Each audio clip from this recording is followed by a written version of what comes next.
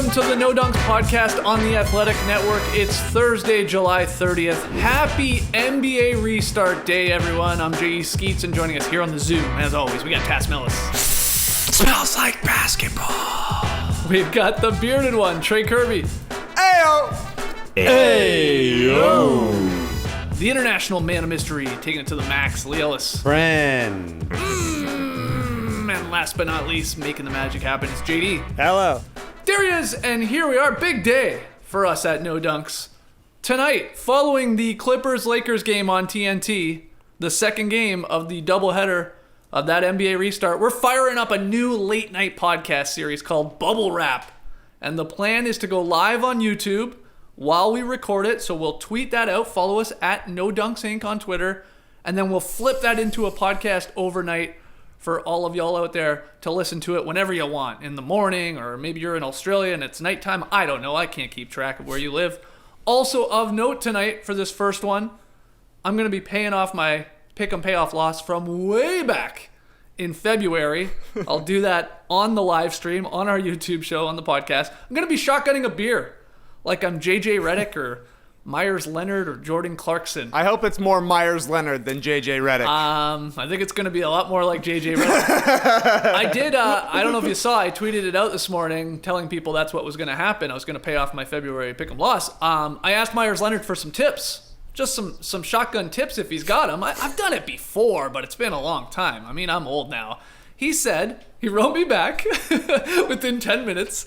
This is Myers Leonard, legendary. Make a hole in the can about the size of a quarter, maybe a little larger, and then hold that can at an angle. Not upright, not flat, so it pours a little faster. I can't give you all my tricks, but those should work. And then he wished me good luck. So thank you to Myers Leonard for some nice little tips there. I mean, the angle one is big, and I know the bigger you can make that hole, still got to be comfortable, drinking from it, but it's going to pour a lot quicker the bigger that hole is, Lee.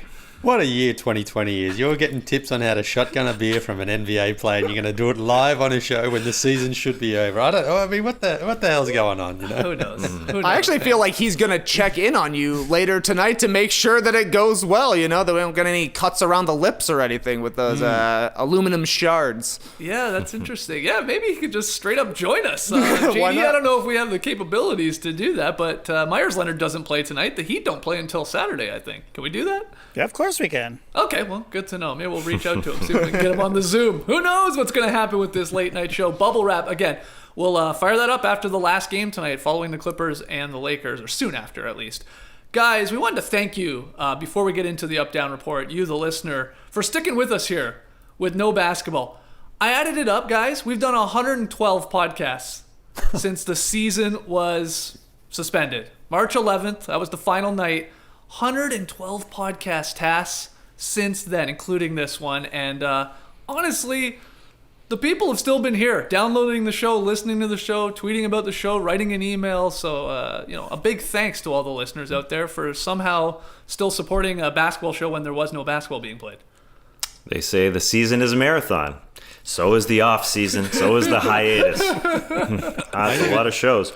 I even managed to slip a couple of cricket ones in there too, and no one seemed to notice. So. I looked back at some of the podcasts we were doing. I was like, what the hell is this one-on-one with Australian cricket legend Rob Moody? I'm it's like, who the hell was that, and why did we do that? But desperate times call for desperate measures. But we had a lot of fun, the film sessions and the squads and all that. Some of that stuff we're going to continue to do, I think, when we get to actual real off-seasons, because we had such a blast doing those. But again, thanks for downloading the show. We truly mean that. All right, let's get into the up-down report. Preparem o tumbis. It's the up-down report.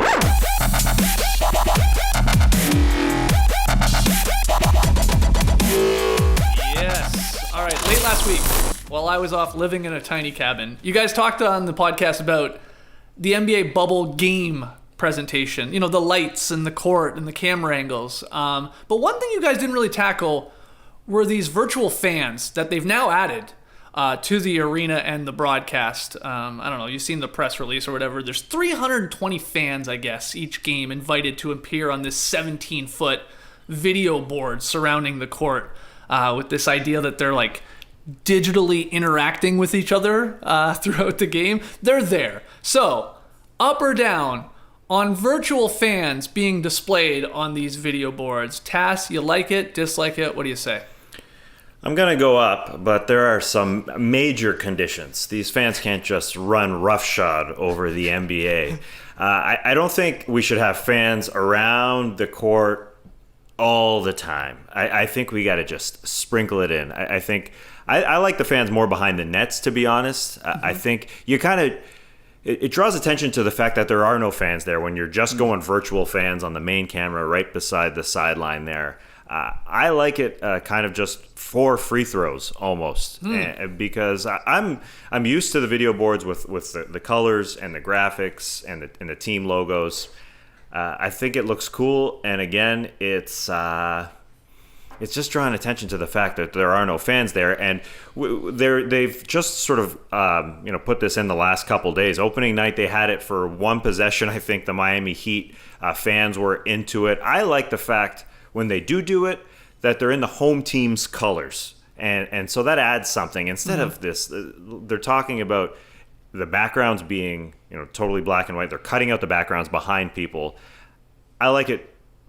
Supporting the home team. I think every fan should be supporting the home team with the same color they're wearing and superimpose them, or just get 300 fans to wear that same color. So it makes less artificial, and it won't draw attention to the fact that there are no fans there. So that's all I got to say. Not the whole game. Too cheesy. Behind the nets, I think if you put them behind the nets and only behind the nets, shooting percentages will go up. Because they'll be go up. Yeah. Players will be used to it because they're used to fans being behind the net. That's why percentages are down right now. Percentages in the scrimmages have been down in comparison to the regular season. Obviously, that's bogus. But anyways, just have them back there. I think when we got Kevin Harlan calling a free throw when LeBron James is at the free throw line, LeBron to the line, and here are 300 Lakers fans behind the net here, drinking their Michelob Ultra. I like that. I think it's more of a presentation. I think it makes more sense than just having them the entire time. You guys agree? Yes, I'm interested to see how the fans will interact with each other and how civil that will remain, because we know when fans get online, it could just turn into just a slanging match, people just insulting each other and it just getting out of hand. So I'm not sure if that's actually going to add anything. But, the NBA is obviously just trying different things, trying to keep the fans involved, trying to keep them connected and saying, look, we know you can't come, but maybe we can sort of involve you, and you'll get on the broadcast as well. Maybe you can say to your friends, look, I'm on this show, I'm in the bubble here somehow. So it's all trying to just keep that fan interaction as reasonable as possible under the circumstances. And it's one of those things, again, we probably won't even notice or won't even be talking about it after these first few games, because I don't think it's something that we're going to be, it's not going to be a huge talking point. So it's like, we're talking about the basketball, hey, there's a fan, hey, wave to everyone, then you just move on. So it's not going to be, there's not going to be anything, I think, that's going to distract away from the game. And if the fans can get into it and bring signs, I don't know if they're allowed to hold signs up, I think, anything like that. I don't think so. But, I mean, I know, because, of course, someone could hold up something offensive or stupid like that. But I wonder if there'll be some way of trying to have some sort of game, maybe, like they've got a... Well, you want them to start the virtual wave? There you go. Hey, there's an idea. If they can coordinate the wave, at least that's something that could be fun. But yeah, it's just, again, I think the NBA, this is their focus. Is like, fans, we're still thinking of you. We want you at the game as best we can, and this is the only way we can do it right now. Trey? I'm a little with Tass. I hope they don't use it very much, because I just like the uniform look of the graphic screens, with the colors of the teams. And when they cut to, even when they would cut to like a Lakers girls, or when they cut to these fans, it just, you notice the screens so much more. Once it changes, it's basically a black background for all of the graphics they have on the side, then it's a grayish background or a white background for the fans and the dance teams. You just notice it. You notice it instantly as soon as they change. I can see why they want to build in a little bit of a home court advantage, something that could at least simulate a home court advantage. Something's got to be done, but I hope they keep it to a minimum as well. That being said, all things considered, I'm going up because I have it on good authority that Cheeve has been invited to be one of the fans for the Beantown Boys. I'm not joking. The bubble has been cheeved. Wow. Okay. Oh, I'm down on this, but you almost changed my mind with that little tidbit at the end. If I'm going to see a bunch of green hats on my screen, I'm pretty excited suddenly. He's got to bring a fan sign, surely, then, doesn't he? I mean, it's not Cheeve without the sign. So there could be a No Dunks fan sign inside the bubble. That'd be great. Yeah, okay. That is cool. I'll go up in that case. I'm down, though. Just, I don't like how it looks. I think it looks like crap, if I'm being completely honest. I get the idea if you want to, like, engage with the fans. Here's the thing. These 320 fans, don't worry. They're going to be watching their team's game, regardless if they're on this video board. But I just love, like you guys said it, I thought it looked slick. So nice when it's, like, their colors, their logos. That thing pops on the screen in the presentation. And then they just put these fans, which you can't even see all that well, let's be honest. And it's like... It almost appears like it's hilarious because like there's empty seats at times. I guess that person's gotten up from their, Microsoft Together call or whatever. It just looks bad to me. I just don't like it. And I am curious though, what are these fans, and maybe we'll have to talk to Chiefs, what are these fans looking at? Like, are they just watching the television broadcast like we are? Or do they have like a special sort of like, there's a camera set up that only they're getting the viewing of? Do you know what I mean? Does anybody know? Great question. I don't know. It feels like they're zooming in just like we are. Yeah, right, exactly. right. But are they, they're zooming in just like we are, or Microsoft, whatever the heck they're using. Like, are they just watching the NBA TV version of the game or the ESPN version of the game? Or is there actually a camera there that is like specific for them? Like, like a courtside view or something. I'm guessing they're just watching... They're watching the like game normal. and they get sent a Zoom link like Okay. KD sends us. Sends ours. And they're like, all right, tune in. They're probably watching it on League Pass or something on their computer, so they can be looking at their computer, right, rather than I guess at that's true. TV.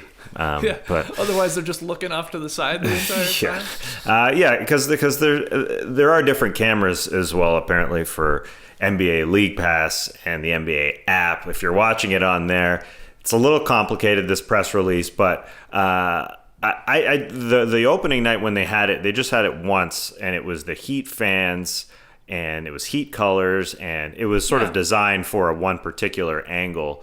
Like it was set up, like they're setting up a lot of these, the zippy camera on the bottom. It was set up to look cool, to be in the background, to have flaming red flames above this. Like it was just a digital, it was just a video of fans, really. It wasn't live fans. Once in a while, I think that looks cool, and I think it makes sense. But I don't know. You don't want it up the whole time, though. No, it's gonna sort of look like we're playing Guess Who, like it's just Yes, random. that's exactly what it looks like, Tess. Totally. Is your fan wearing a hat? Oh no. Is your Yes, fan yes, Is your it's fan named Chief. Philip? I always was happy about having a name, my own guy in that game. Yeah, Trey and Tass didn't show up too often, and guess who? No. Lee? I don't think there was a Lee. No, there might have been an LEE, but certainly not an LEIGA. Yeah. LEE is the standard for Lees. Was there a Jason, JD? I don't know. I have no idea. I don't know if there was, though. I don't think so. I played that game a lot. I can picture my guy, Philip, man. Chubby black guy. Cool, like really smiley guy. That was awesome. All right. How about that's another great IG Live right there. One-on-one guess who? Call it guessing who. All right, we got all the ideas here. All right, let's hear from you guys with all of these. Jump on Twitter, thumbs up or thumbs down, especially on the virtual fans. You like what we've seen so far? See a little less? Love it? Let us know. All right, next one. Bam Adebayo is eligible for a contract extension this offseason, but according to Brian Windhorst, it's highly unlikely to happen due to Miami's plans to preserve cap space for 2021. Quote, he's not going to get a max contract in the offseason. Wendy said this on his podcast. That's a storyline that I can almost guarantee for you. Bam will not sign a contract extension this offseason. It will be, Bam will take care of you later. Interesting. Up or down on the Heat unlikely extending Bam to preserve cap space for 21. Trey, what says you? It's a smart move, from the team's perspective, from the Heat's perspective, to try and go after guys like Victor Oladipo and Giannis during the summer of 2021. They want to have as much money as possible. They've been successful with that strategy in the past. But I always hate this, even when teams agree on it with the player, even when they have the conversations beforehand, because you never know what's going to happen in the future, that this is the very first incident when there's a little bit of a break, right? Like, we never thought Kawhi Leonard would have ever left San Antonio, but they told him, we'll take care of you later. And then suddenly he gets hurt. He feels like they mismanaged his injury. And then it's also like, oh, wait, you guys didn't pay me when you could have paid me. Same thing happened with Kevin Love in Minnesota. They gave him a 4-year contract instead of the 5-year contract that they gave to Ricky Rubio. These are all things that people talk about beforehand. It doesn't seem like a big deal until it is. Bam doesn't seem like a guy that would leave Miami. Seems like a perfect Miami Heat. They do have his restricted free agency rights, but it's just a way that the team can get under a player's skin, and it could pay off. If they get Giannis, there's no doubt about it. If they get Victor Oladipo, that's great too, but you're also risking upsetting Bam. And, he seems like a player that's on an upward trajectory, a guy that could be the basis of a Heat franchise for a long time. So, I don't know that the right move is to give him a max contract right away. I'm sure that would be great for Bam, but Pat Riley and the Heat want to do what's best for Miami as well. You're just taking a risk. It's a minor risk, but there's definitely a risk there. Yeah, I think in Bam's case, it is a little bit different just because of the uncertainty of everything that's happened as well this season, that the Heat are basically saying, we're not even offering him not extending. We basically don't have to because he is a restricted free agent. So we get that free hit anyway if things don't work out. And if Bam doesn't like it and he does feel maybe somewhat slighted because they didn't extend him as soon as they can, again, the Heat hold all the power here because they can sign him to the 5-year extension when nobody else can. And other teams can only offer him the 4-year, which of course the Heat can still match anyway. So I feel, when it's someone like Pat Riley and Mickey Arison there and Eric Spoelstra, I would trust those guys that they aren't going to sort of look at him out in a year's time and go, you know what, we're not going to offer him that max anyway. I think it is more about their long-term plans here, and they're saying, Bam, you're a part of it. We want you to be here. We're just not going to do this transaction until we need to in a year's time. But if you're Bam's camp, you're kind of like, we don't care about what you want to do down the road. We want you to take care of our guy at the first opportunity and give him the max contract if he's worth it. Is Bam a max guy? I don't think he's an automatic max. I think he's certainly close to it, but I wouldn't say he's that right now. So another year of playing. Maybe that's not even a discussion in a year's time when the Heat go, yep, absolutely 5-year max. Otherwise, maybe, what if he doesn't improve, continually like he has this season? Maybe sort of this is already his ceiling, perhaps. And the Heat are like, I'm not sure if he's worth all that in the end. So there's a little bit of question here for the Heat. But again, if you are Bam's people, I think you do you're probably a little bit concerned by this because you would prefer your guy taken care of at the first opportunity.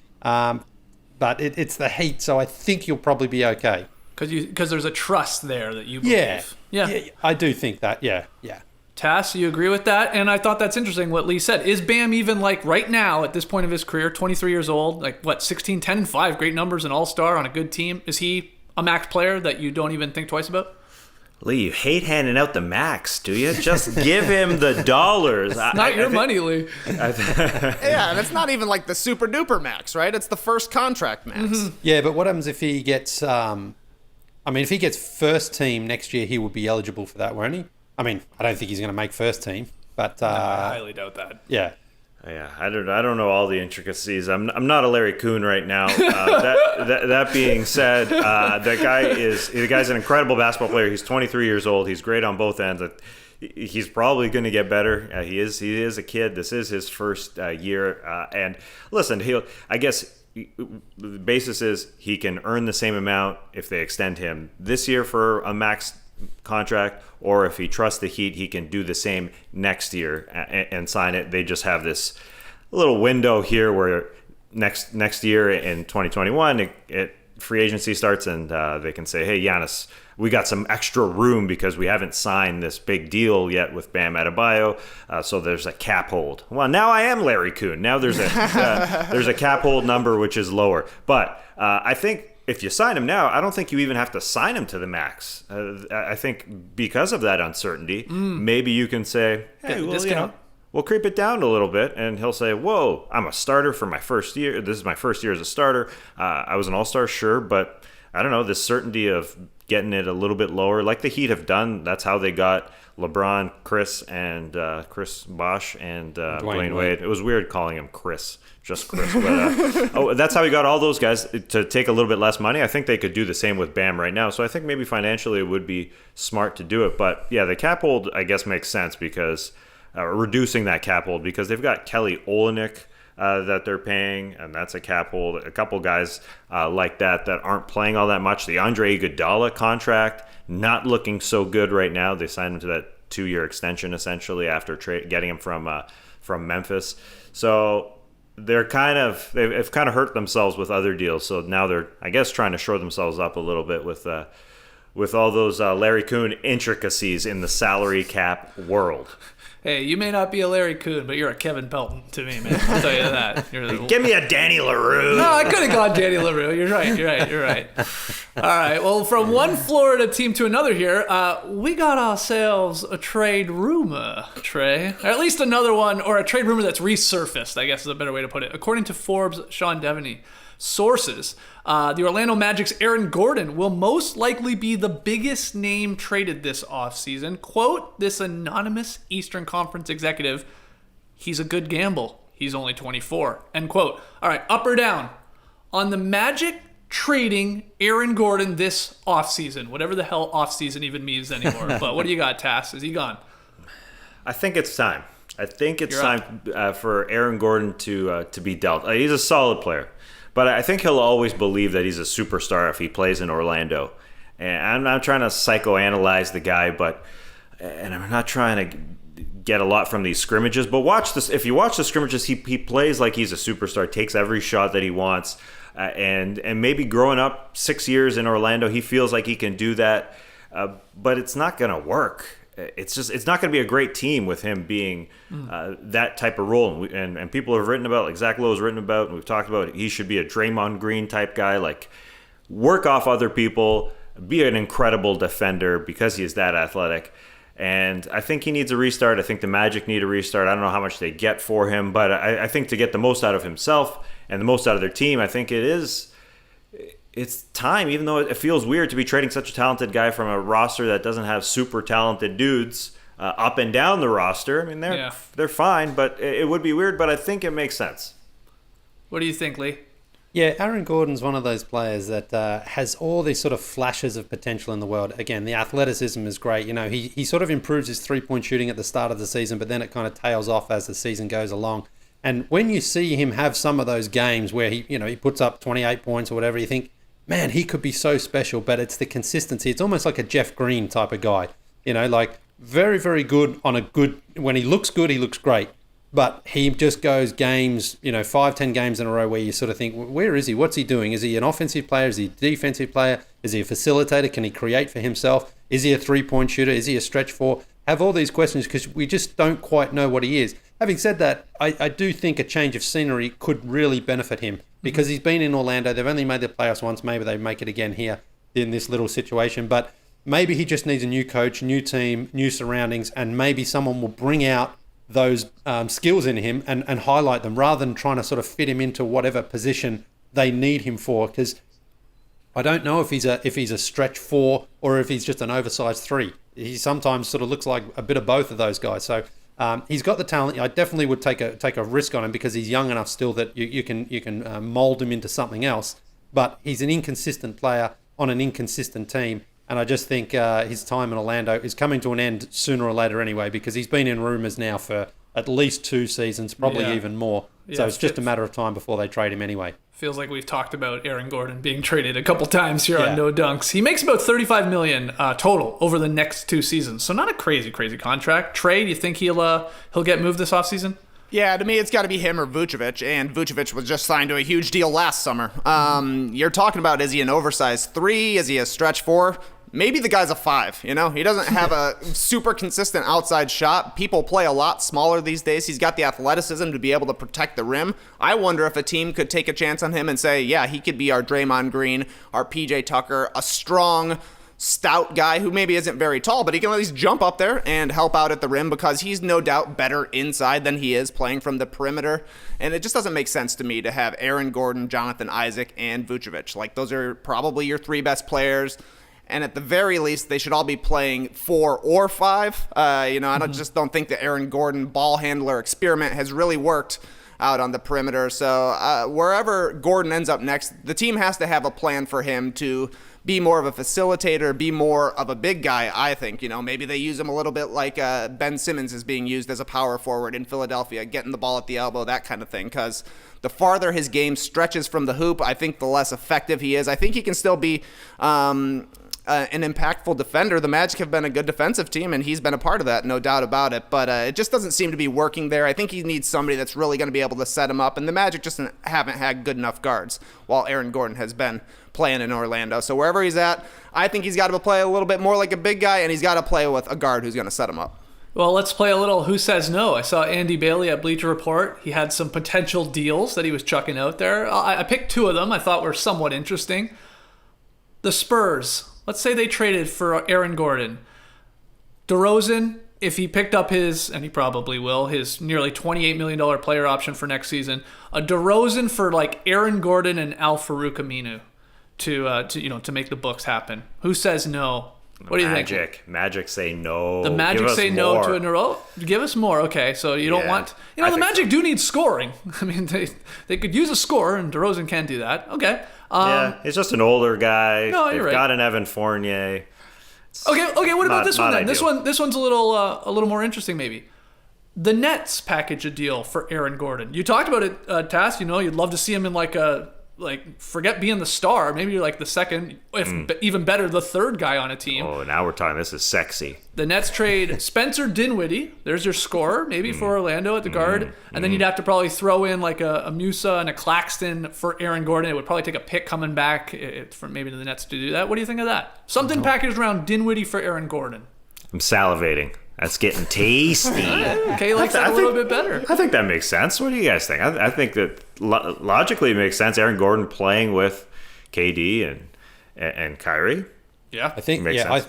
I think the Nets are going to try to move on anyway from someone like Spencer or Karis LeVert anyway when Kyrie and KD come back. So yeah, I think Aaron Gordon in that sense would be a nice little upgrade, or if you like, for a position, because he could be just that guy. Just run the floor, man. You'll get baskets. You'll get your shots. You'll get your opportunities. You're not going to be the guy we're looking at to try to get 20 points a night, but you might get that anyway if you just play your role. So, and if you're the Magic, I'm just trying to think of their backcourt. Fournier is there. Markelle Fultz. Fultz, baby. Oh, yeah, Fultz is there. So Spencer. So a little bit of a logjam there as well for them. But Dinwiddie has shown he can come off the bench. He might not like that, might not be his preferred role, but if he was to embrace it, I like that for Orlando, giving them another scorer coming in as their second unit guy.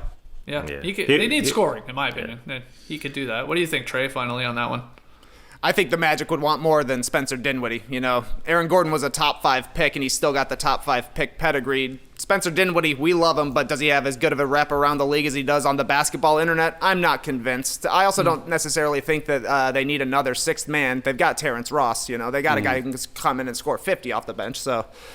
You're getting another one of those guys? You're getting another Terrence Ross for Aaron Gordon? Well, I don't different know. Position, though. In this hypothetical... No one. Yeah, well, in this hypothetical, I think taker. Dinwiddie would be starting for the Magic if they made some sort of move like this. Yeah. But, I think so.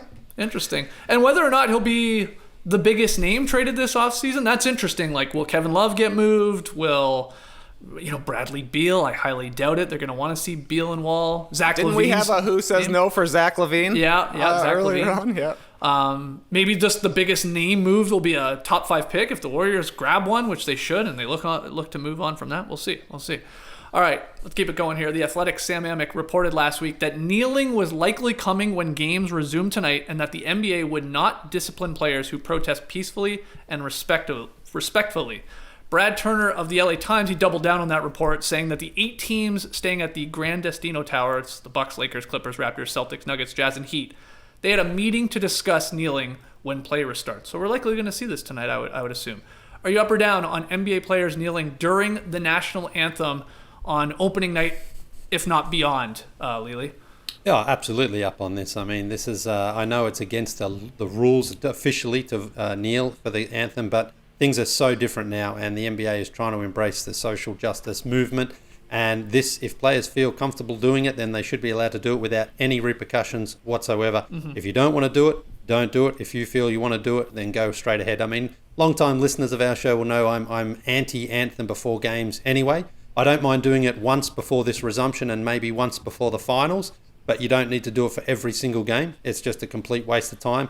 And it's one of those things that people try to use it as some sort of sign of like, well, if you kneel, you're not being patriotic, when I think it's actually the opposite of that. I think if that's what it means to you when the anthem's on, then you should be able to do it without anyone judging you for that. Everyone has a different reason. I mean, this goes back, of course, to Colin Kaepernick and him not even being in the NFL. He's basically been banned from the NFL because he kneeled before the anthem, and that's completely the wrong approach to take. If people feel that this is what they need to do during the anthem, they should be able to do it. When the anthem's done, we just move on, because it's creating a situation where people have probably not done it in the past for fear that it might cost them a job in the league. And I just think that's absurd. So for me, go ahead, do it, and also remove the anthem from before every single game anyway, because I just don't think we need it. Yeah, that's exactly what happened to Mahmoud Abdul-Rauf. He was suspended back in the day, but I think this is great. I think it's good that the players have gotten together and come up with some sort of a plan to have on opening night, but I kind of don't think it's going far enough. WNBA players are leaving the court. The league has already come out and said, yeah, it's okay, you can kneel. It's already approved. Is it as much of a protest in that way? I don't know. When you see what the WNBA players are doing, literally leaving the court and then after the game, pulling a Lee Ellis and calling for the anthem to be banned from before every single one of their games, that's pretty powerful too. So this is a small step for the NBA, and it will definitely raise a ruckus. If you remember the Mahmoud Abdul-Rauf ruckus, I remember that even as a kid, not quite understanding it as much as I do now. So it'll be big time news. Tess? Yeah, I'm looking forward to it, because it's not only going to be the Pelicans and the Jazz players, but I think the coaches are going to get involved as well. And so the swell of support from the NBA front office, from the Players Association, is real. It's palpable. You can feel it. Everyone is on the same page, unlike what happened in the NFL years ago. This is the WNBA, definitely powerful seeing that scene. But I think the scene will be powerful. ESPN reported that the Pelicans and the Jazz, both teams, all the players will kneel around the Black Lives Matter script on the floor. Mm-hmm. And so that's going to be prominent. You're going to see that, and the coaches are going to join them as well. So it's to me, it's sending a clear message to everybody out there watching that, hey, we care about people not dying. And I think it's as basic as that. And I understand, even like when, for instance, Nike did the whole Colin Kaepernick campaign, and fans were outraged at times. There was people burning shoes and cutting up their shirts. But Nike said, hey, we care more about what the hell is going on in this country. And that's what the NBA does as well. And whether or not some fans are alienated, that could happen. But the issue is far bigger. And I think everyone is sort of on the same page. And I think that's clear. I think this league is moving in that direction. So I am looking forward to the visual of it happening tonight.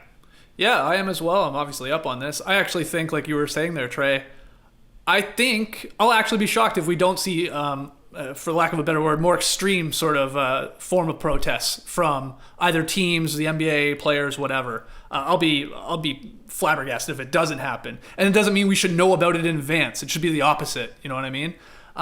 So we'll see. We'll see what happens tonight and through the weekend. And I even threw it out there. I'd been thinking about it a lot. A lot of these guys starting their Zoom conference calls, rightfully so, demanding justice for Breonna Taylor and stuff like that, continuing to do so, asking the media to continue to do so. I just wonder if these players, with the power they have, especially with it about to actually restart here, will there be even more extreme, like, hey, we're not going to play unless something happens. Hey, we're holding out until something happens. I mean, I know that sounds far-fetched, and I'm sure that would upset a ton of people. But how far are some of these players willing to go to get the point across here? I wouldn't be shocked if something along those lines from particular players again, or teams or something maybe happens. Maybe it does. We'll see. We are going to see Basketball is back tonight, which is crazy. Maybe it is, for all we know. We got a lot more up-down reports to still tackle here. Throw some thumbs on, but before we do, quick word from our sponsors. The final 22 teams have made their way down to Orlando and are ready to get back out on the court. While the ending to this year's basketball season will be different than years past, there will not be a shortage of excitement. And there is no better place to get in on all of the action than with DraftKings, the leader in one-day fantasy sports. To celebrate the return of basketball, DraftKings will have not one but two $1 million top prizes through the first 2 days of the resumed season. So get in on all the action now! If you haven't tried it yet, fantasy basketball is easy to play. Just pick 8 players, stay under the salary cap, and pile up points for 3-pointers, rebounds, assists, and more. There's no better way to put your basketball knowledge to the test than to compete for a shot at $1 million. Yeah. Anyway, but if basketball isn't for you, don't worry. DraftKings is offering plenty of fantasy golf action for this week's tournament. With millions of dollars up for grabs this week, there is no better place to have skin in the game than with DraftKings. Download the DraftKings app now and use promo code RUN to get a free shot at millions of dollars up for grabs this week with your first deposit. That's promo code RUN to get a free shot at millions of dollars with your first deposit only at DraftKings. Minimum $5 deposit required. Eligibility restrictions apply. See DraftKings.com for details. Speaking of skin in the game, let's talk Roman. Did you know that on average, people have to wait around 29 days to see a doctor in major U.S. cities? That's basically a month. If you're dealing with a condition like erectile dysfunction, you want treatment ASAP. That's why our friends at Roman have spent years building a digital platform that can connect you with a doctor licensed in your state, all from the comfort of your home. Roman makes it convenient to get the treatment you need on your schedule. Just grab your phone or your computer, complete a free online visit, and you'll hear back from a U.S. licensed physician within 24 hours. And if the doctor decides that treatment is right for you, Roman's Pharmacy can ship your medication to you with free 2-day shipping. You also get free unlimited follow-ups with your doctor anytime you have questions or you want to adjust your treatment plan. With Roman, there are no commitments and you can cancel anytime. So if you're struggling with ED, go to getroman.com/nodunks for a free online visit and free 2-day shipping. That's getroman.com/nodunks for a free online visit and free 2-day shipping, baby! I hate to say it, but my couch is disgusting. Spending hours a day on it, looking at bass boats and reading about basketball. It's got some serious grooves, and there is so much silly putty stuck in it that I don't even think we have silly putty in our house anymore. It's just couch at this point. That's why I'm heading to burrow.com/nodunks right after this show, because Burrow offers unique couches with unique features that you won't find in big box furniture store sofas or even the other sofas you can get online. We're talking built-in USB chargers so your phone doesn't die while you're looking at bass boats.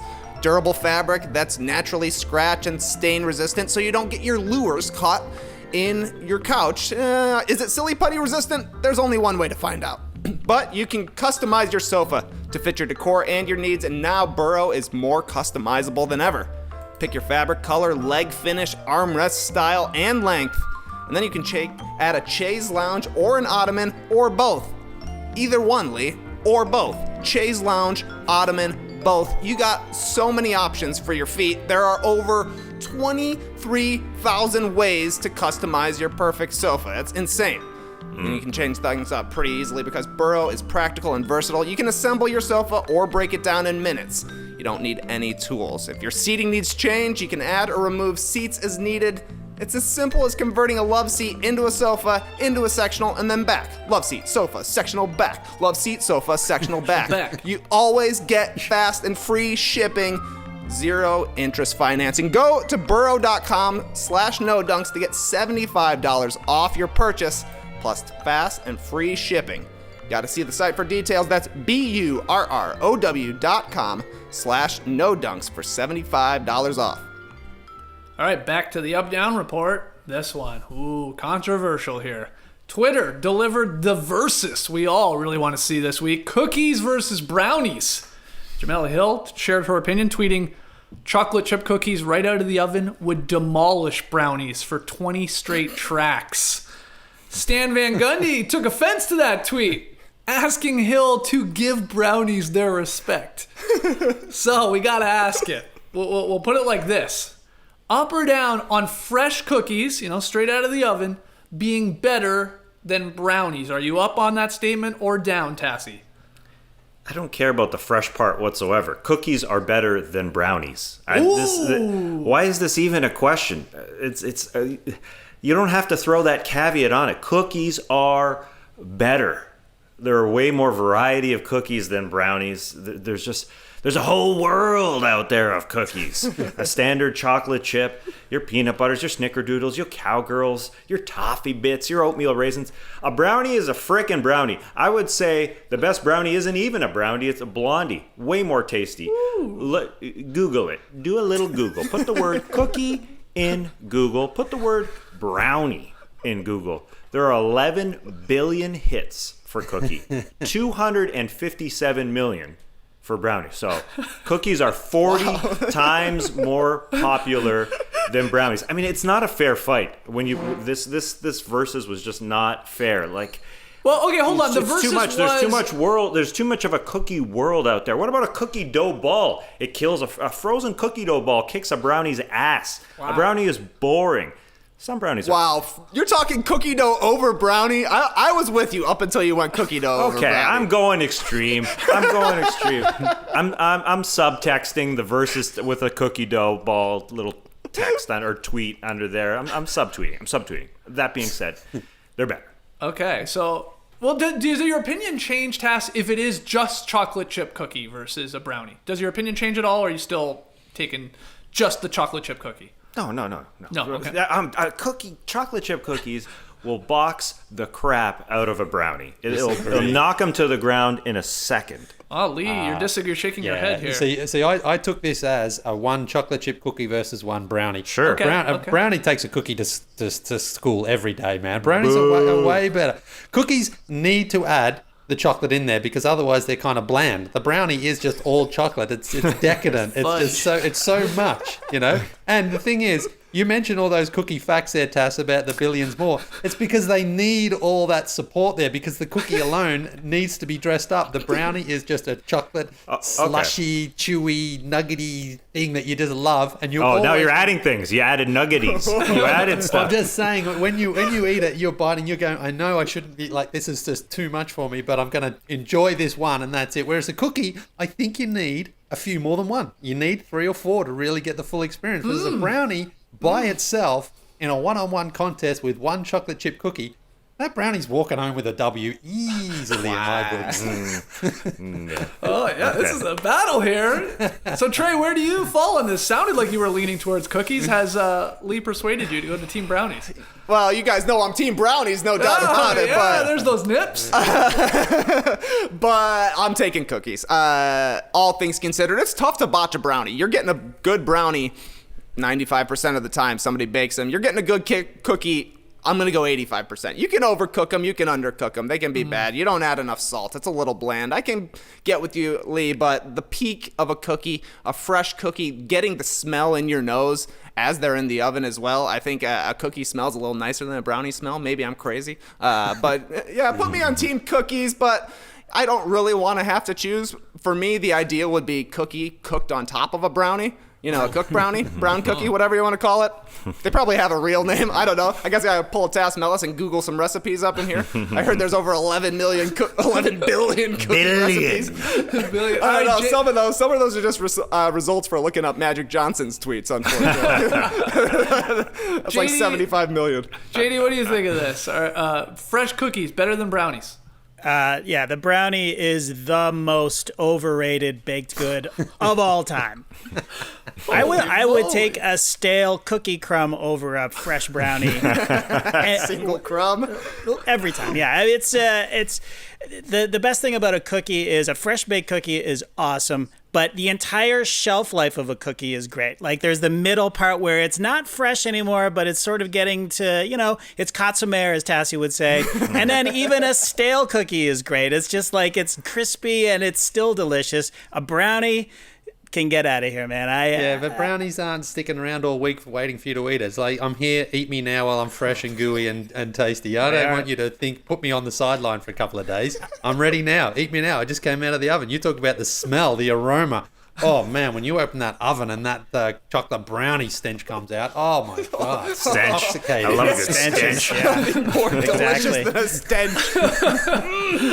They smell a lot better than they taste, and I think that a brownie needs accoutrement. Like if I'm eating a brownie, it's got to have some icing, it's got to have walnuts in there. But chocolate chip cookie is just perfection. Yeah, in and I of think itself. that goes to what sort of Trey was saying. I saw someone tweet this. Justin Sands tweeted this. Chocolate chip cookies have a higher degree of difficulty, but also a higher ceiling. A meh cookie is soul stealing. Brownies, low degree of difficulty, also a low ceiling though. You're not going to win anything with them, but you got to try hard to really F up a brownie. I agree with that. Yeah. And I think that's why I'm team fresh. Fresh is important to me. This is where I disagree with you, Tass. I only thought it was a fair fight if we were making the cookie fresh. I don't want a stale cookie. That's crap. That's not good to me. I'll take a brownie any day of the week over that. But a fresh, warm, the stench wafting up my nose. Then I think we got a fight. Stench. And then we got a fair fight, and that's why I go cookie there. But whew. Why are you throwing a stale? Why are you throwing the word stale? Well, I in mean, there? a cookie does. It's no, you're both can be stale. You're not wrong, but I guess I prefer a stale brownie over a stale cookie. I guess That's fair. That's a Yeah. tough call. Yeah. Pretty tough call, I think. Yeah. Did you like growing up? Did you like those standard like individually wrapped brownies?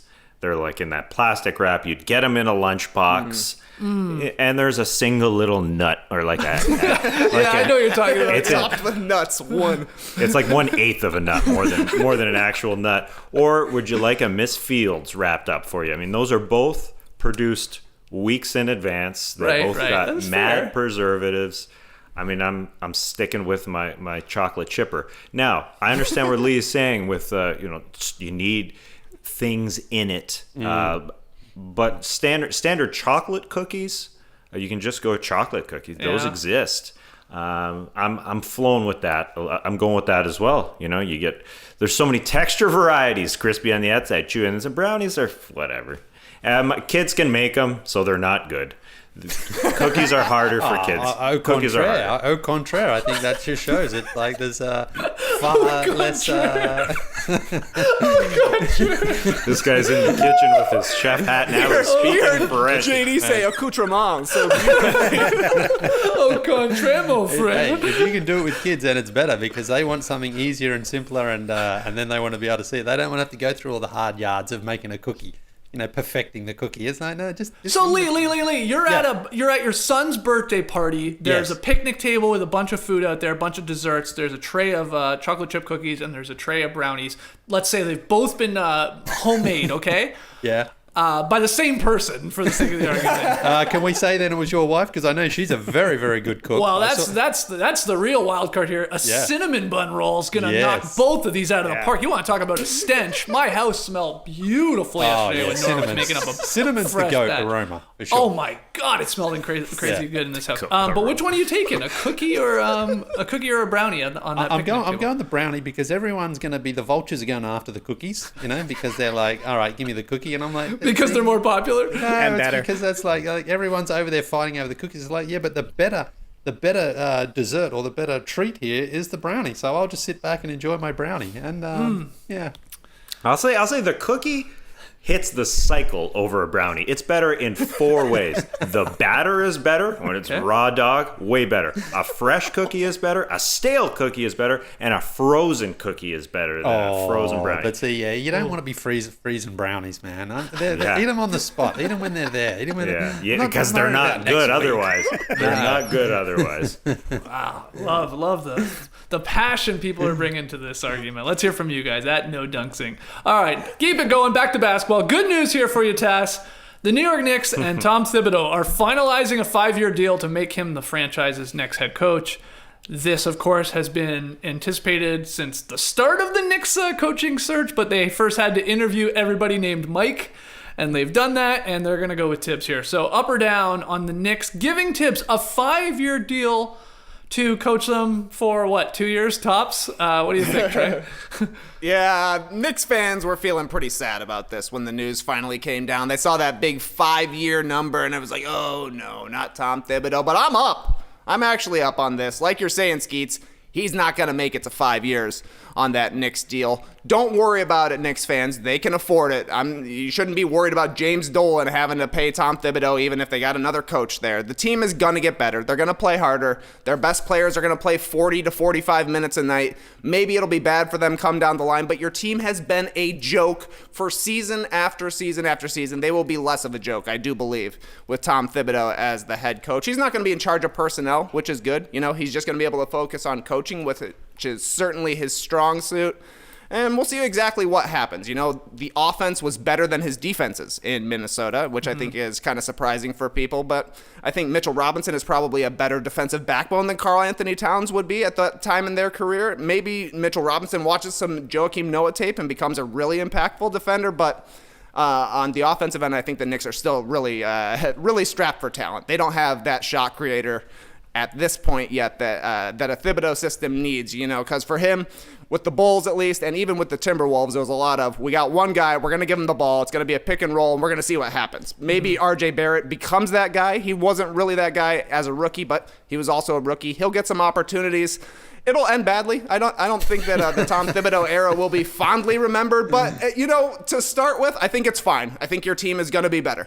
Yeah. Yeah, you have the Knicks having a better record in theory at least next year, which I know is a very low bar. A very low bar, and I just think they're going to be more of a professional team with a guy who has everybody in line yelling at everybody 24/7. Yeah, all right. Lee, you in the past have been a little bit more down on this decision, if I remember correctly. Yeah, and the reason is because I just think he's a little bit too stubborn in his ways, Tom's, to be able to change. But if he can change and if he can adapt, and by doing things, by giving a little bit more freedom to his assistant coaches and to the players to sort of play under the way they like to play, he may have a greater impact. But I just sort of feel with him, what's going to eventually happen is he's just going to resort to his old ways of trying to be the control freak that he has been, where he likes to have everything, he likes to have the final say on everything. And I just don't think that's an effective way to coach anymore. It was in the past, and it has worked for him in Chicago there for a while. But ultimately, in the end, everyone got sick of his voice because he's so demanding and so he's such a tyrant out there. And I think this is going to be the problem again with these young guys here with the Knicks. He's going to be yelling and screaming from the start. If they don't respond to it, then it's going to be a very short time he has in New York. And it probably will end up being his last coaching job if things end very quickly there for him. So, listen, I'll be more than happy if things work out for Tibbs, if he's able to adjust his style of coaching, because I think that's what needs to be, that's what needs to change. I think he needs to be able to understand how to relate to players a little bit differently and how to communicate with them a bit more effectively.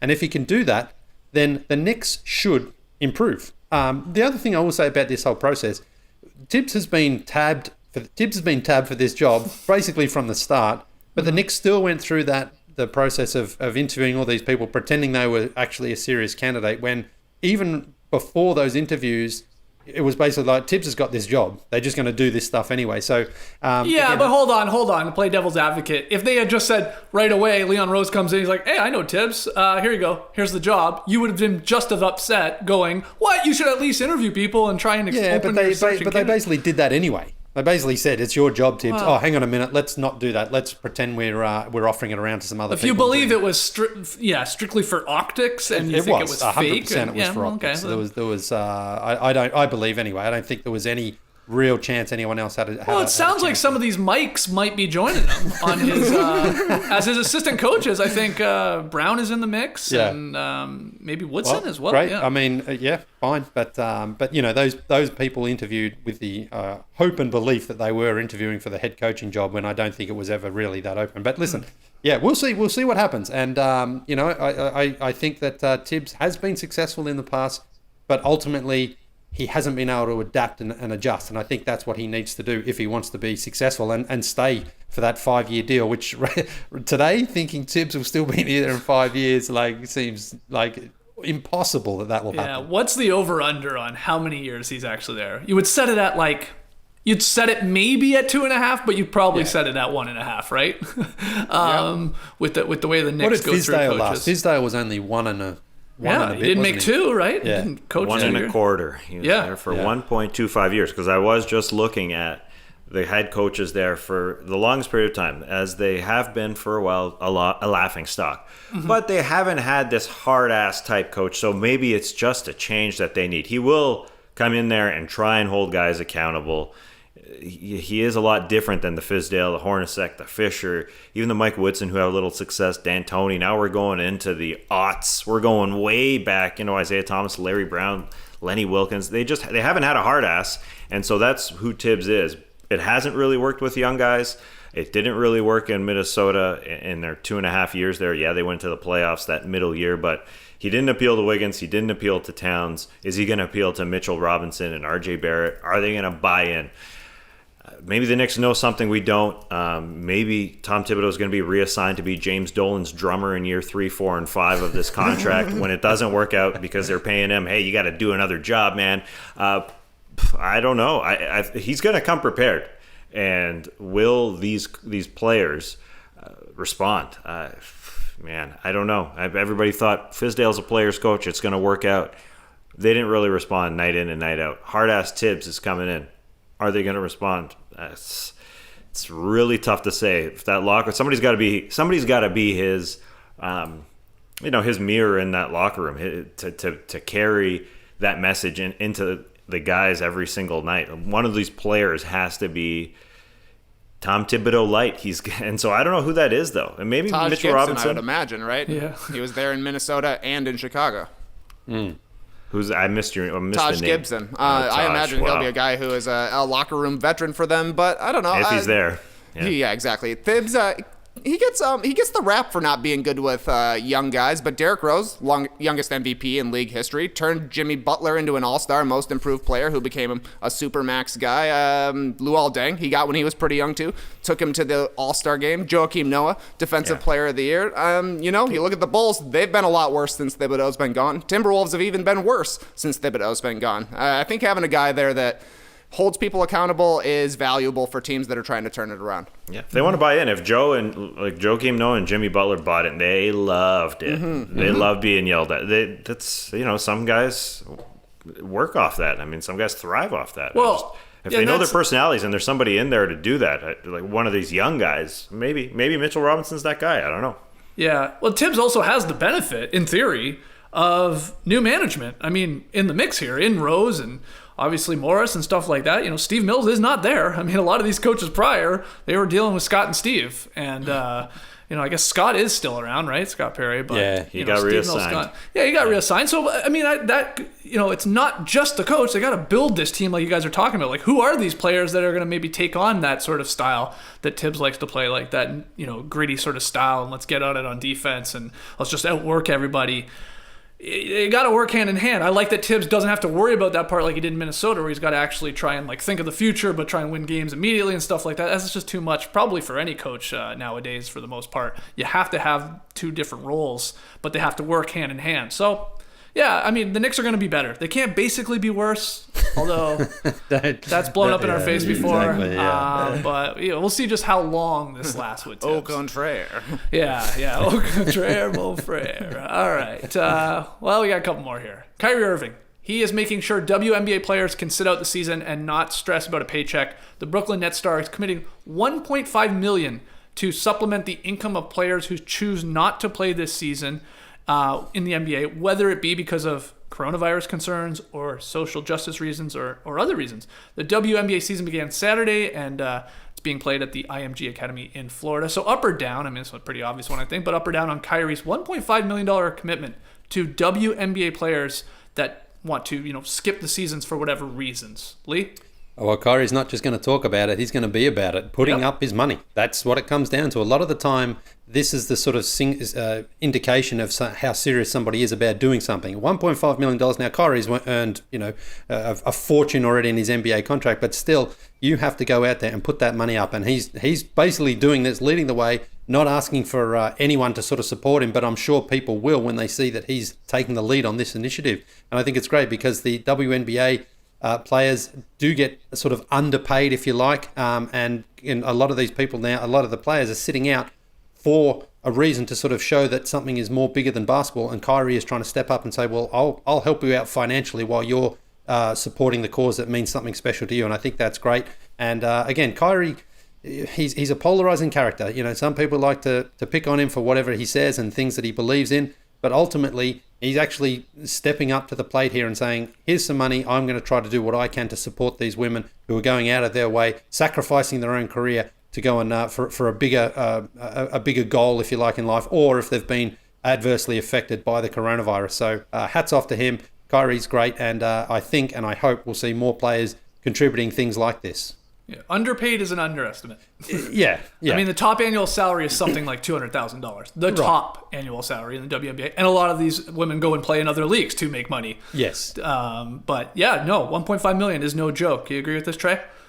This is awesome. Yeah, he's putting his money where his mouth is, and this is a guy who has made a lot of waves with his mouth. So to see him using his position to help people and to support fellow athletes, fellow people who are fighting injustice or, you know, fighting health concerns, I just think it's really great to see somebody actually follow through on what they said they were going to do. Props to Kyrie. Yeah, no doubt. And it continues, you know, in an indirect way to bring light to the WNBA situation and people continuing to gain notice that this is a really good league with really good basketball going on. The message that they sent last week when the WNBA started, and they're all wearing their orange WNBA sweaters. You know, I'm saying everybody basically in the NBA bubble. Now, were they given those sweaters to, say, take a photo? You know, throw it on. Yeah, maybe. But I think that's okay. Let's continuously show that these women are really, really, really good basketball players. And we talked about number one pick Sabrina Ionescu yesterday, and she went off for 33. She had a mean step back. She had lots of mean shots yesterday. She's got a little lefty, almost a lefty hook layup going to her left from way down low from the hip. There's a lot of talented players out there. So, yeah, they should be paid more money, and I think, you know, it's a little chicken egg situation. More people hopefully will watch them. In turn, ads go up. In turn, ticket sales go up. And in turn, they do get paid more. And Kyrie, obviously, assisting is a good idea. Yeah, Sabrina, 33-7-7. Came in a loss. They got a very young team there at Liberty, but oh my God. Those seven the highlights rookies. were sick. You're right. Like the step backs were like, oh my God. She's going to be, you're going to get used to those lines for sure. Those type of 33-7-7 lines. That's the type of stuff she was doing in college. It's going to continue. All right, well, final one here. I don't want to look too far ahead, guys, but the Players Association's executive director, Michelle Roberts, she told ESPN this week that returning to a bubble might be the only feasible way for the NBA to complete next season. And I'm talking about next season right here. There had been some hope that next season, starting maybe in December, would return to something closer to a normal season, not unlike what the MLB is trying to do right now, where at least NBA teams would play in their own arena. There would be no fans, very likely, but you'd at least be in your own arena and maybe traveling around, stuff like that. The question is up or down on next season also being played in a bubble.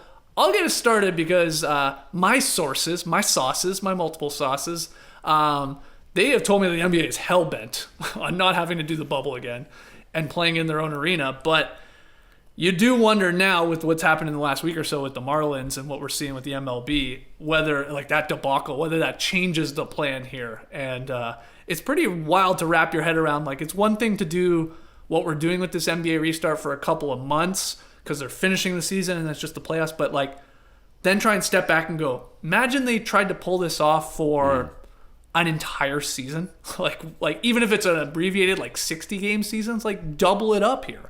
Exactly. Crazy. It's untenable to actually try and pull that off. They're not crazy. going to be able to quarantine for 6 months. They're not going to stay in a bubble for 6 months away from their families. And maybe it would have to be a split season, right? Like you go in for 3 months, then you take a month off and you come back in for 3 months or something like that. But I don't know. After you see what's happened with baseball and how quickly the coronavirus ripped through the Miami Marlins, I mean, Michelle Roberts is kind of right. Maybe it will have to be a bubble for something to happen during the 2021 season. That's still a long time away from now. Who knows what things will be like come December. But being in Orlando seems like the safest place for athletes to be, being in that bubble right now. But 6 months, 8 months at a time, that's just not possible for people to do and be away from their friends and family. They can't do that. Yeah, Woj tweeted that like regional pods for extended periods are one of the ideas the NBA might consider. So example, like you're saying, Trey, a month or two inside this regional bubble pod or whatever, and then you're out for another month, and then you go back. Like, I mean, wow. And it's all early planning. Everything's on the table here. But sorry, Lee, what were you going to say? Well, I was just going to say, it sounds obviously a little bit crazy to do a bubble for 8 months, but honestly, playing in their own arenas sounds even crazier to me right now, with players flying around in different hotels and different,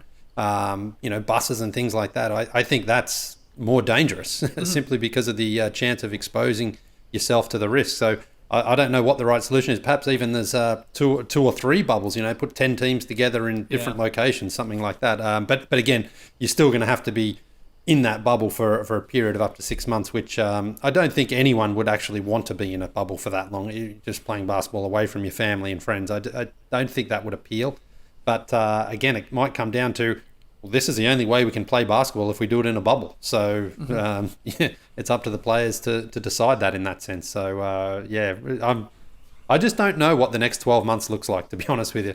Like it's so hard to figure out because things have gone very well to this point for the NBA in Orlando. Will they continue? Hopefully. They had another announcement yesterday that no further positive tests have been returned, which is great. But again, this is only for 2 months, and this is only 22 teams, which will be down to 16 teams in a couple of weeks anyway. So things are very good, but trying to sort of, parlay this out, I guess, over the course of an entire season with 30 teams, I don't know how it's going to work, to be honest. Right. What do you think, Tass? Up or down on the likelihood of this, like next year in a full-on bubble? Well, I think what these last couple of months or what we're going through right now is showing is that the NBA can do something which they hasn't been done before. Do something unprecedented. We're playing in the summer here. Never been done before. So maybe they have to push the season back even further than December 25th, which could be the new start date. Everything is on the table, I think. They're adaptable, and I think Michelle Roberts is a great leader in saying, I don't know what the heck is going to happen in December. If you read all her comments in this article, how is she supposed to know? How is she supposed to predict the future? And so a regional bubble, like what they're doing in the NHL right now, it is only 2 to 3 months where they're playing in two different cities, Edmonton and Toronto, makes sense rather than, just going in one city for a billion years. I mean, what you guys are saying with a little bit of an intermission, like you're at the theater and you're there for a couple months and you take a break, sure, that could work. But I think also maybe you just put it off and you say, listen, we don't know what the heck's happening here in 2020. Screw it.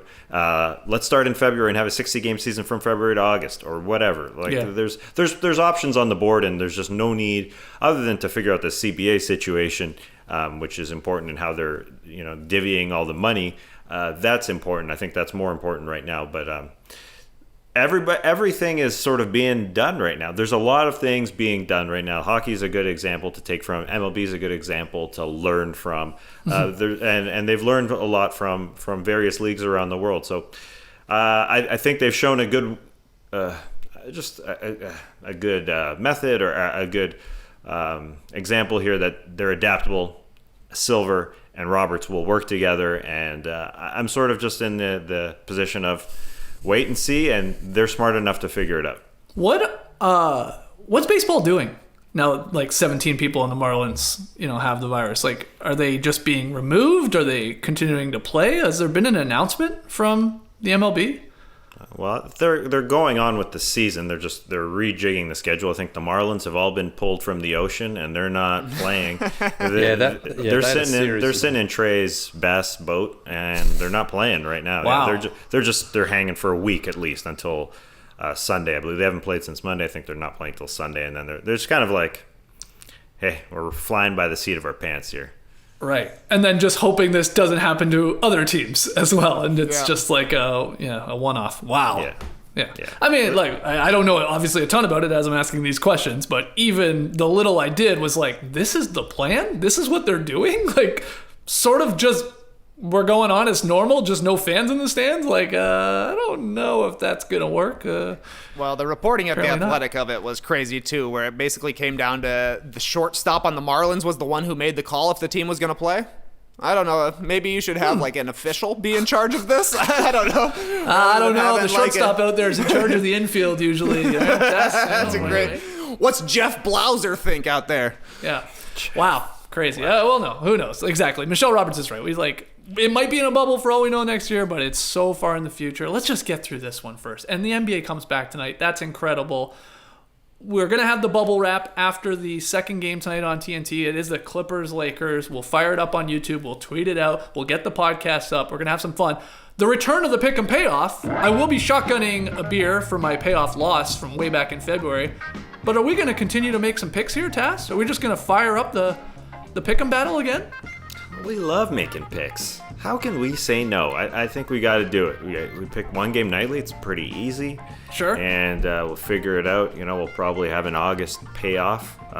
But why the heck not? We'll stick with the point spread. Not just the winner. That's way too easy. And pick one of the games. And there's the doubleheader tonight, TNT. Couple big name players. Status still up in the air. The Jazz are playing the Pelicans. And Zion Williamson, questionable. I think he's a GTD. He's a game time decision as to whether or not he'll suit up. He is in the bubble. He is ready to go. I assume he'd play, but who knows? I think we'll pick from the second game, though. Clippers, Lakers. Anthony Davis is questionable. He got the eye poke. He's playing in these, or practicing in these goggles, which, I don't know. Is he going to play worse? He's a game time decision. He's also a game time decision. So Lakers hosting the Clippers, LeBron. Kawhi will be out there. I say hosting because the Lakers are the home team. And they're favored by 4.5 points with Anthony Davis's status up in the air. These are going to be the most insane pick-em picks of all time because we have no idea what to expect. Yeah. I mean, the Clippers are missing three guys, aren't they? There's no Lou, obviously. I don't think there's Pat Beverly. I don't think Montrezl Harrell is playing. Harrell's definitely gone, not in the bubble. Beverly has returned. I'm not sure. I don't think Beverly's playing though. Okay. Lakers by 4.5. Well, we got to make our picks here. So when we come back on tonight with bubble wrap, we'll have our first record. Who will be in the lead, or maybe we'll all tie with a loss. Lee, do you have a feel for this one? What do you like? Lakers by 4.5. I have no feel, but I'll just say the Lakers. I think the Clippers are just a little too short-handed. I mean, who knows? Give me the Lakers by 5. Okay, Trey. Yeah, I think I'm going to go with the Lakers as well. I'm looking at this Anthony Davis picture. They're calling him Anthony Jabbar Davis. He looks great, and I'm thinking back in the day, he played in goggles in high school. They always show that picture of him when he looks tiny and he's wearing glasses or goggles. So this is going to be a throwback for him. On a Throwback Thursday, they're running back the season and opening game. Clippers did win that game. Maybe I should change my pick, but give me the Lakers. They got a lot of guys around. All right, Trey likes the Lakers by 5. Look, I'll switch it up. I don't want to start a pick 'em with everybody possibly going the same team. We don't know where Tass is going yet, but give me the Clippers. They still got their best players. I mean, we talk about their depth all the time. Let's see it. Put it to work there, Doc Rivers. Kawhi versus LeBron. He always does well on him. So I'll take the Clippers to at least keep it close enough to get the win. Tass, what says you? Who the heck knows? Right? Yeah, flip a coin. Just flip a coin right now. I'm going to flip a headphone. All right. What'd it come up? What'd it land on? Right. That's my right headphone. It landed on R. The Lakers are on the right side of the screen. I would say that's the Lakers. Yeah, I think that's smart. I think that's flip a headphone. Flip a phone there. I love it. Okay, so 3 of you guys taking the Lakers to win by 5 points or more, and I've got the Clips to either win outright or keep it close enough. Oh my God. Pick'em is back, and like I said, bubble wrap tonight. Lee, you said you had a tweet for us before we go here. Tweet. I guess we're bringing back tweet of the night as well. So I've got a couple here to get us started. You can guess and see if you can guess who this is from, actually. Well, shouldn't we wait to do tweet of the night on tonight? No, I want to do this one now. Let's do it now. Yeah. Nighttime right now.